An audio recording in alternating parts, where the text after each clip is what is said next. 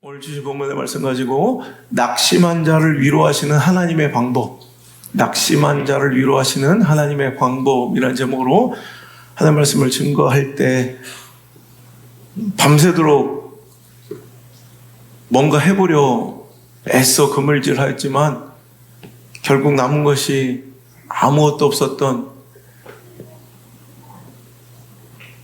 빈손과 빈 그물에 절망으로 모든 것을 접으려 했던 베드로에게 일하신 전능하신 하나님을 오늘 여러분 이 말씀 가운데 만날 수 있기를 주 여러분 축원합니다. 아멘. 삶의 처절한 밑바닥에서 다시 일어날 힘과 용기를 얻은 다윗의 그 역전승의 발판이 오늘 이 예배가 될 수 있기를 주 여러분으로 축원합니다. 아멘. 다윗의 인생 가운데 가장 처절한 장면, 처절했던 순간이 무엇이냐 천국에서 하나님 물어보신다면 다윗은 주저없이 이 순간을 선택했을 것 같다라는 생각을 해요. 절망, 배신감, 그 처절한 인생의 쓴맛을 맛보며 밑바닥에 있었던 다윗을 그냥 버려두지 아니하시고 위로하신 그 하나님이 오늘 우연이 아니라 오늘 이 말씀을 통해 당신을 찾아오셔서 다시 한번 위로하시고 일으키시고 회복시키려 하실 때 그 하나님의 따뜻한 손길과 능력의 그 팔을 여러분 반드시 붙들시길 바라고 그 하나님을 반드시 만날 수 있기를 주 여러분 축원합니다. 아들에게 배신당했어요. 참 비참해도 이렇게 비참할 수 있겠습니까? 원수 대적에게 패해서 쫓기는 것은 그래도 뭐 그러려니 하겠지만 내 속으로 난 내 아들 압살롬이 내 권좌를 노리고 내 왕좌를 찬탈하고 백주 대낮에 궁궐에서 아버지의 후궁들을 범하며 아버지의 권위를 능멸하고 조롱하고 언제 그랬냐는 듯 나를 따르며 그렇게 환호하던 백성들은 그의 간교하고 달콤한 술책에 다 넘어가 그를 추종하기 시작합니다. 내가 사랑했던 부하들과 정말 믿었던 절친이 한순간에 등을 돌리며 압살롬의 편에 서서 나를 죽이려 나를 향해 칼과 창을 들었습니다. 이 마음을 어떻게 우리가 이해할 수 있을까요? 안 그래도 더 이상 버틸 힘이 없고 안 그래도 더 이상 살아갈 소망 없이 아마 다윗은 참 비참하게 한 걸음 한 걸음을 내딛고 있었을 거예요. 그가 그때 쉬는 숨이 숨이었겠습니까? 그가 내는 발걸음이 무슨 힘이 있었겠습니까? 그냥 아무 생각 없이 그냥 터덜터덜 상황과 형편에 쫓기듯 아마 누가 조금만 건드려도 눈물이 터지고 모든 내 슬픔과 아픔이 한숨과 절망으로 새어나올 것 같은 그 상황에 사울왕의 친족이었던 시므엘이라는 한 사람이 달려나오며 그를 비난하고 조롱하고 돌을 던지며 그를 저주하고 있는 장면이 바로 우리가 읽은 본문의 말씀입니다. 원래 그래요. 안 그래도 힘든데 안 그래도 처절한데 이럴 때 비수처럼 날아오는 수많은 조롱과 비난이 있어요. 내 그럴 줄 알았다. 뭐 잘 나가더니 잘난 척하더니 꼴 좋다. 뭐 항상 그 곁에는 루저처럼 또 영적 엑스트라처럼 존재하던 하나님의 역사와 영광의 중심에 서지 못하고 항상 주변을 맴도는 그런 구경꾼 같은 존재들이 있거든요. 그런 인생들은 이렇게 하나님의 사람들이 쓰러지고 넘어지는 것을 여러분 얼마나 즐거워하고 기뻐하는지 그런 자존감이 낮고 비루한 인생들의 특징이 자기가 뭐가 잘 돼서 자기가 뭔가 성취감과 승리를 누리는 것보다 누군가 내 주변에 누군가 안 되는 것에도 만족과 행복을 누리는 사람들이 바로 자존감이 엄청 낮은, 그냥 아주 밑바닥 쓰레기 같은 인생들이에요. 이런 시므이는 어느 시대나 존재하며 오늘도 내 주변에 있어서 내가 힘들고 외롭고 처참할 때 분명히 나에게 비난과 또 저주의 돌을 던지며 나를 더 처참한 인생의 밑바닥으로 끌어내릴 것이라는 것이죠. 그런데 오늘 우리에게 소망이 있는 것은 하나님은 이렇게 낙심하고 절망한 자들을 결단코 절대로 버리지 않는다는 사실입니다. 하나님은, 제가 성경을 통해 만난 우리 하나님은, 내가 인생을 통해 경험한 우리 하나님은 반드시 상한 갈대 같은, 꺼져가는 심지 같은 그런 당신을 살리고 일으키시고 회복시키시고 역전시키실 것을 믿으시길 바랍니다. 다 포기하고 싶고 이제는 정말 끝난 것처럼 보이는 다윗의 인생, 지금 당신의 처지가 그렇지 않습니까? 오늘 이 시간 절대로 약한 자를 약하다 버리지 아니하시고 처절한 자의 처절함을 외면하시지 않는, 절대로 상한 심령 한 사람도 외면치 아니하시고 멸시치 아니하시는 그 하나님을 오늘 꼭 만나고 붙드셔야 할 줄 믿습니다. 그게 당신에게 유일한, 그게 우리에게 유일한, 그게 저에게 유일한 소망인 줄 믿습니다. 그렇다면 오늘 말씀의 주제로 들어갈게요. 그렇다면 하나님께서 낙심하고 절망한 자를 위로하시고 회복하시고 일으켜 세우시고 역전시키시고 살리시기를 기뻐하신다 하셨는데, 우리 하나님이 그렇게 절망하고 낙심한 자를 일으키시고 살리시고 또 회복시키시는, 또 그 역전의 그 순간에 가장 많이 사용하시는 하나님의 역사의 방법이 무엇일까를 성경을 통해서 한번 배워보자는 거예요. 하나님의 방법을 알아야, 하나님께서 회복시키시는 방법을 알아야, 하나님께서 누군가를 역전시키시는 방법을 알아야, 하나님께서 누군가의 손을 잡아 일으키실 때 그 손이 어떤 손인지를 알아야 우리가 그 손을 알아보고 그 손을 붙들 것이요, 그것이 하나님의 역사인 줄 알고 내가 소망을 갖고 오늘도 일어설 여러분 힘과 기회를, 그 소망을 여러분 차지하게 될 것이기 때문에 오늘 여러분 하나님께서 누군가를 세우시고 회복시키실 때 가장 빈번하게 즐겁게 사용하시는 그 하나님의 방법, 하나님의 통치 스타일을 여러분 배우는 것은 충분히 의미 있고 가치 있는 시간인 줄 믿습니다. 여러분 성경에서 답을 찾아볼게요. 하나님께서 낙심하고 절망한 자를, 이렇게 딸과 같은 자를 회복시키시고 일으키실 때 사용하는 방법. 자, 여러분에게 제가 이 말씀을 준비할 때 굉장히 머리를 많이 굴리고 애를 썼어요. 질문 하나를 드릴게요. 여러분 이 문제를 한번 풀어봅시다. 성경 어디인가 이런 말씀이 나와요. 자, 읽어볼까요? 시작.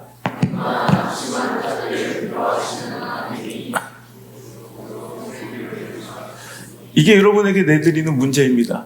그러나 낙심한 자들을 위로하시는 하나님, 하나님 반드시 낙심한 자를 위로하시고 회복시키시고 일으켜 세우시는데, 낙심한 자들을 위로하시는 하나님이 네모로 우리를 위로하신대요. 자, 이 네모 안에 들어가야 할 정답은 무엇일까요? 그럼 한번 풀어봅시다. 자, 낙심한 자를 위로하시는 우리 하나님이 무엇으로 우리를 위로하셨을까? 자, 성경에 분명히 나오는 말씀인데요. 그럼 우리가 그냥 갖고 있는 그냥 성경 지식으로, 또 우리가 지금까지 경험했던 신앙을 한번 반추해서 이 네모 안에 들어갈 적당한 말을 한번 골라봅시다.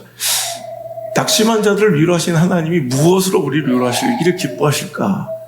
이 네모 안에 들어갈 말씀 무엇일까요? 한번 손 들고 한번 답 한번 어려볼까요? 여러 가지가 있을 것 같아요. 낙심한 자를 위로하시는 하나님이 무엇으로 위로하신다? 자, 뭐 많을 것 같아. 뭐요? 말씀으로. 좋아요. 이거 1번으로 나올 줄 알았어. 말씀으로 우리를 위로하셨다. 또 사랑으로. 또. 자, 영란이 뭐 같아? 성경으로. 야, 성경이나 말씀이나. 성경은 네가 읽는 거, 말씀은 내가 하는 거냐? 그래서 그런 거예요. 말씀으로. 또 어떨 때 위로를 많이 받아요? 뭐 같아? 내 말, 어? 성경 했잖아. 성령으로. 좋아. 우리 논산 때 은중집사 뭐 같아? 성령으로. 요 정도밖에 없나? 자, 말씀. 또 많잖아. 방금 전에, 사람으로. 또? 기도. 그래, 기도. 그러니까 기도를 멈추지 말라. 역전되리라. 그러죠. 예배로. 그래, 맞아. 여러분, 그러나 낙심한 자를 위로하시는 하나님이 무엇으로 우리를 위로하셨을까? 건강 문제로, 경제적 문제로, 외부의 위협과 협박도 힘든데, 오히려 내부에서, 신앙 안에서 오히려 더 고통스럽게 만드는 그 사역의 위기 속에 사도 바울이 고백했던 말이에요. 자, 이 말씀의 답을 알려드릴게요. 답안지는 고린도후서 7장에 있습니다. 고린도후서 7장.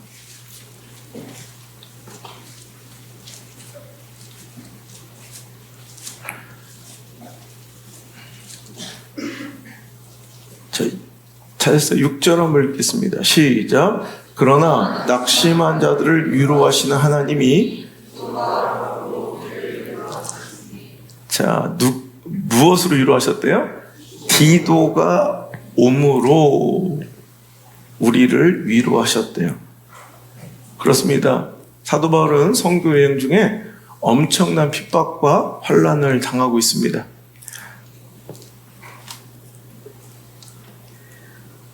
이 말씀이 고백되기 전에 그의 이제 고백들을 읽어보면 5절 말씀, 우리가 마게도냐에 이르렀을 때에도 우리가 육체가 편안하지 못하였고 사방으로 환난을 당하여 밖으로는 다툼이요 안으로는 두려움이었노라. 건강도 힘들고 물질적 어려움도 있고 밖으로는 이방인들과 믿지 않는 자 외부의 위협이 있었고 안으로는 믿는 자고 하는 자들이 오히려 더 속을 새기고 가까이 있는 자들이 오히려 더 영적으로 오히려 더 미쳐 돌아가. 그래서 오히려 사람을 막 절망시킬 때가 있어요. 이럴 때 우리가 수많은 막 하나님 일하시는 역사의 통로들을 알잖아요. 예배를 통해서, 기도를 통해서, 말씀을 통해서, 성령을 통해서 이렇게 역사하시고 우리를 위로하시는 하나님이시기도 하지만 가장 많이 직관적으로 그냥 직접적으로 우리를 탁 붙들어 위로하시는 우리 하나님은 윤호가 얘기한 것처럼 사람을 통해, 만남을 통해 누군가에게 디도를 보냄으로, 디도가 나에게 옴으로 그 모든 상처와 아픔들을 싹 씻겨버리고 위로하시더라. 여러분, 낙심한 사도 바울을 위로하신 하나님의 방법은 다름 아닌 사람이었습니다. 만남이었습니다.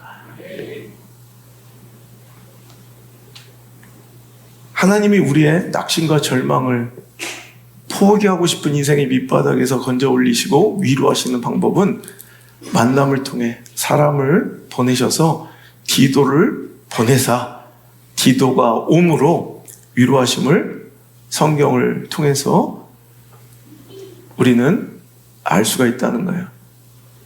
그러고 보니 여기에 수많은 나의 하나님 보내신 디도가 또 위로가 있다는 것이죠.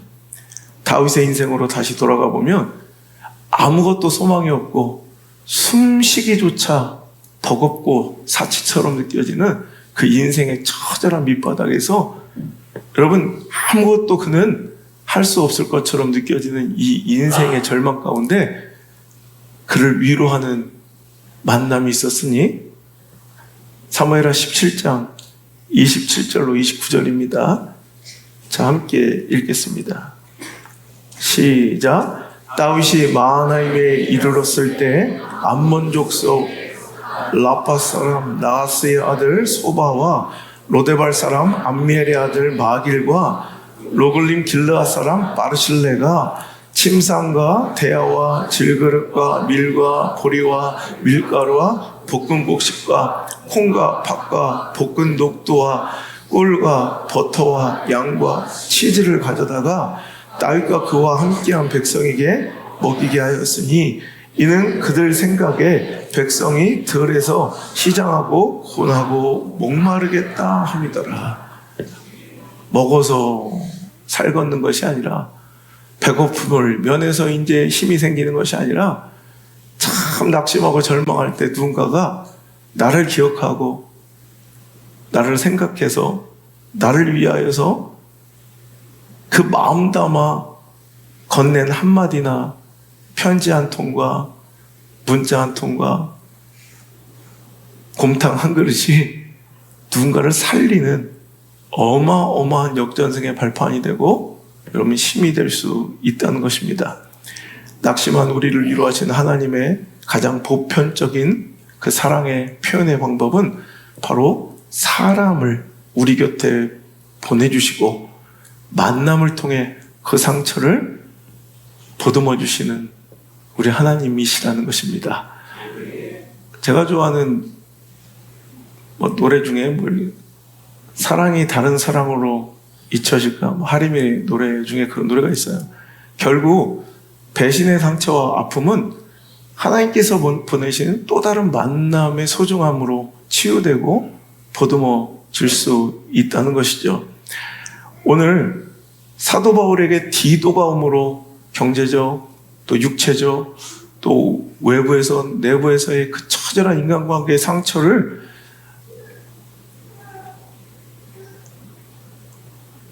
봄볕에 눈이 녹아내리듯 다 씻어주고 회복시켜주시는 우리 하나님께서 그것뿐 아니라 디모데후서 1장 15절로 17절의 말씀을 보면 상황에 따라 형편에 따라 수많은 만남을 통해서 우리를 또 위로하시는 손길이 있다는 거죠. 아시아에 있는 모든 사람이 나를 버린 이 일을 네가 하나니 다 버린 거예요. 그 중에 부겔로와 허모게네도 있느니라. 함께 읽을까요? 시작. 원하건대 주께서 오네시보로의 집에 긍휼을 베푸시옵소서. 그가 나를 자주 격려해주고 내가 사슬에 매인 것을 부끄러워하지 아니하고 로마에 있을 때 나를 부지런히 찾아와 만났습니다. 아멘. 그가 아프고 힘들 때 디도가 오므로 그를 위로하신 하나님은 사도 바울이 로마의 감옥에 갇혀 있을 때 오네시보로를 통하여 그는 또 위로와 다시 일어설 힘을 얻었다는 것이죠. 그렇습니다. 낙심한 사람을, 절망 중에 거하는 사람을 위로하시는 하나님의 방법은 다름 아닌 사람이었습니다. 만남이었습니다. 고린도후서 7장 6절에는 디도를 보내셔서, 디모데후서 1장 15절에 17절까지 말씀에서는 오네시보로를 바울에게 보내심으로 오늘도 사도 바울에게 다시 한번 일어날 힘을 주시고, 오늘도 가장 처절하고 힘든 삶의 밑바닥에 있는 다윗을 오늘 바르실레를 보내심으로 오늘도 위로하시고 다시 그 절망적인 상황의 밑바닥에서 일어날 수 있는 힘을 주셨다는 것입니다. 그뿐이겠습니까? 룻에게는 보아스를 보내셔서, 엘리야에게는 사르밧과부를, 사르밧과 에베에 또 엘리야를 보내셔서 그 만남과 사람을 통해 하나님은 그들을 회복시키셨고 다시 살리시기를 기뻐하셨다는 것입니다. 인생은 무엇입니까? 여러분 살아보니 어때요? 제가 작다면 작은 나이고 이제 되게 중요한 숫자인 것 같아요. 50 딱 돼 보니까 그렇게 안 보여서 놀랐어요? 작다면 작은 나이고 또 많다면 많은 나이인데, 내가 요즘에 느끼는, 제가 얼마 전에 주섬주섬 다시 한번 읽고 싶은 책이 있어서 다시 꺼내서 책을 읽다가 막 눈물이 쏟아지는 거야. 명작이죠. 뭐 Life of Pi라는 이 소설을 끄집어 읽다가 옛날에는 안 보이던 그런 글귀가 이제 나이가 들면 보이는 게 있어요. 저는 어린 왕자라는 책을 한번 500번도 더 읽었어요. 근데 중학교 1학년 때 처음 읽기 시작한 그때는 영문으로 읽었는데 한글로 읽을 때 또 다르고 고등학교 들어가서 읽으면 또 다르고 20살이 돼서 읽을 때 또 다르고 한 번도 안 읽어본 사람들이 그걸 또 아는 것처럼 또 이런. 그런데 Life of Pi도 그래. 옛날에는 안 보였던 글이 딱 보이는 거야. 인생은 말이야 보내는 거야. 인생은 보내는 거래. 그러니까 어릴 때는 막 우리 으쌰으쌰 막 영원히 함께 하자 막. 근데 저는 그런 말 믿지도 않아요. 그런 말 하지도 않고 인생은 잘 보내는 거야 그냥. 버스 정류에 버스를 떠나보내듯 잘 보내는 거야. 그게 인생이더만요. 잘 보내는 거예요. 잘 보내는 거. 그 대신 그것이 끝이 아니라 생각지도 못했던 또 다른 버스가 그 버스 정류장으로 들어오듯 여러분 또 다른 디도가 또 다른 오네시보로가 또 다른 바르실레가 있어. 또 살만한 것. 이게 또 인생이 아니겠는가 그런 생각을 해요. 오늘 이 말씀을 읽으면서 우리가 가져야 될 두 가지 교훈을 한번 가슴에 새기고 돌아왔으면 좋겠어요. 첫 번째는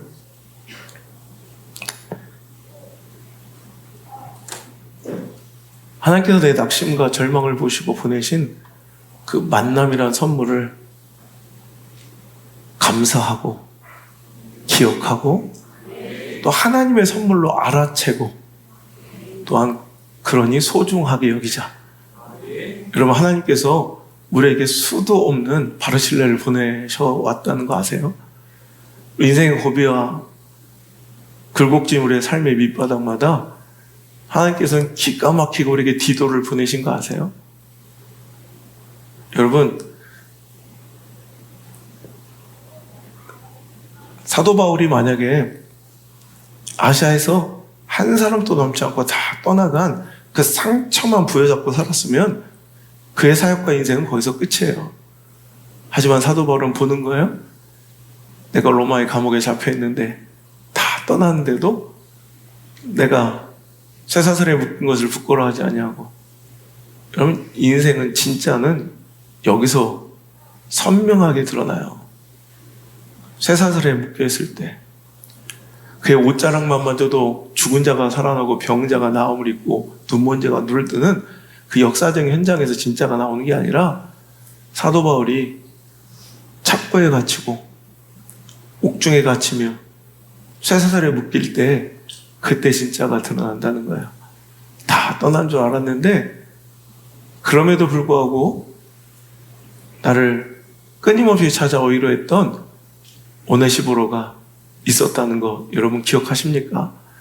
인생의 밑바닥 그 절망에서 낙심하면 이제 나는 더 이상 끝났다 생각할 때 그때마다 어김없이 나에게 꿀과 버터를 먹이며 힘내라고 조용히 묵묵하게 뒤에서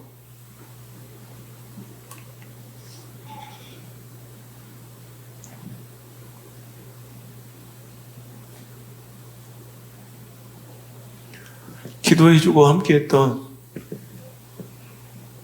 여러분 바르실레가 있다는 거 아십니까? 여러분 결국 인생은 뭐냐면 그 만남을 소중히 여기고 오늘도 그 만남의 하나님의 선물임을 기억하고 그 만남을 정말 잊지 않고 감사하는 것, 이것이 복받은 인생이고 이것이 성공한 삶이고 이것이 승리한 인생이지.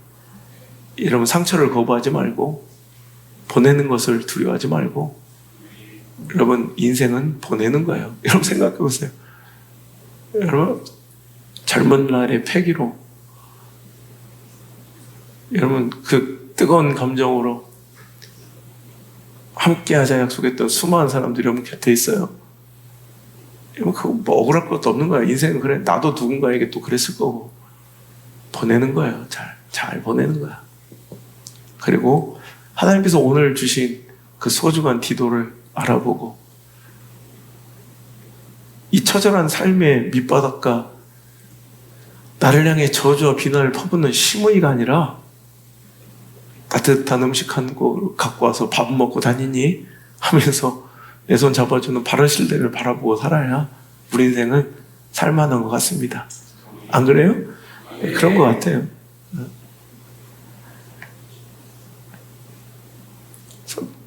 다윗은 결국 이 모든 문제가 역전되고 회복되었을 때, 야, 끝났다. 다시 시작이야. 그 역전의 기쁨과 흥분에 들뜨지 아니하고 사무엘하 19장 31절 이하에 보면 바르실레를 찾아가 청하며 나와 함께 왕궁으로 돌아가자. 내가 당신을 공개하리라 라고 그 만남의 소중함을 기억하고 감사함을 잊지 않고 있다는 거예요. 이게 인간이에요. 이게 하나님의 사람이에요. 제발 제가 미국 가서 집회하면서 가장 많이 했던 얘기가 커먼 센스예요. 상식. 신앙은 결국 비상식적인 것이 아니라 상식선에서만 살면 돼. 근데 비상식으로 사는 거야. 선을 넘는 거야. 몰상식으로 사는 거야. 믿는 자들이 비상식이고 몰상식이고 경우가 없으니, 여러분, 경우 없고 비상식적인 사람들이 신앙이 좋을 리가 만무해요. 우리 하나님 절대 그런 분이 아니시기에 여러분 상식 안에서만 사세요. 그 바르실레를 기억하고 감사하는 건 당연한 거예요. 근데 그걸 안 하는 인간들이고 그걸 모르는 인생들이니 참으로 이 세상이 참 힘겨워진 거죠. 오늘 여러분, 다윗은 그저 문제 하나 풀린 것으로 기뻐하고 끝나지 않고 그 가운데 바르실레를 기억하고 더 나아가 대를 이어 그 아들 김함을 데려다가 왕궁에서 왕자처럼 대접하며 대를 이어서 그 사랑과 감사와 서로에게 만남이 축복인, 서로에게 서로가 위로인 그 아름다운 관계의 축복과 만남의 복을 여러분 계속해서 이어가고 있다는 말입니다. 여러분, 이게 사람이에요. 이게 신앙이에요. 이게 상식이에요. 상식 안에서 살아가시길 바라고, 그 상식 안에서 흐트러지지 않는 그 믿음을 잘 지켜내실 때 우리가 세상으로부터 받는 그 조롱, 시무의 저주가 여러분 막 억울할 것도 없는 것이, 그럴 만한 교회, 그럴 만한 그리스도인들 보면 막 구역질 날 때가 많아. 그래서야 되겠습니까? 제발 사람답게, 제발 상식선 안에서 여러분 인격적으로 여러분 살아가며 여러분의 착한 행실은커녕 그냥 상식적인 당신의 삶의 모습을 보고서라 당신의 하나님 아버지께 영광 돌릴 수 있는 빛과 소금 같은 아름다운 삶이 당신의 삶 속에서 조금이라도 좀 비춰지고 영향력을 끼치고 맛깔스럽게 주변을 물들이는 거룩한 한 주가 되시기를 주 여러분을 축복합니다. 그리고 두 번째 교훈은, 내가 또 낙심하고 절망한 자의 바르실레가 되어주고 누군가의 디도가 되어줘야겠다라는 이런 마음을 가실 때 하나님께서 우리에게 베풀어 주신 사랑과 위로는 드디어 결론을 맺게 된다는 거예요. 사랑하는 성도 여러분, 디도가 없어서 안타깝습니까? 내 삶에 바르실레가 없어서 속상합니까? 여러분, 그것을 뛰어넘어 나는 누군가에게 디도가 될 기회를, 나는 누군가에게 바르실레가 됐어야 될 그 상황을 외면하지는 않았는가 한번 생각해 보시고, 하나님의 뜻은 그거예요. 더 나아가 그것만 기다리는 인생들이 아니라 내가 정말 낙심하고 절망한, 정말 모든 것을 다 포기하고 싶은 어떤 인생에 바르실레가 되어야겠다. 내가 이제 더 이상 모든 것을 끝내고 싶은 어떤 사역자의 디도가 되어야겠다. 누군가 묶여있고 억울하게 갇혀있는 그 상황 속에서 나는 누군가의 오네시보로가 되어야겠다라는 도전과 다짐까지 우리가 나갈 수 있는 성숙한 신앙 되시기를 주 여러분 축복합니다.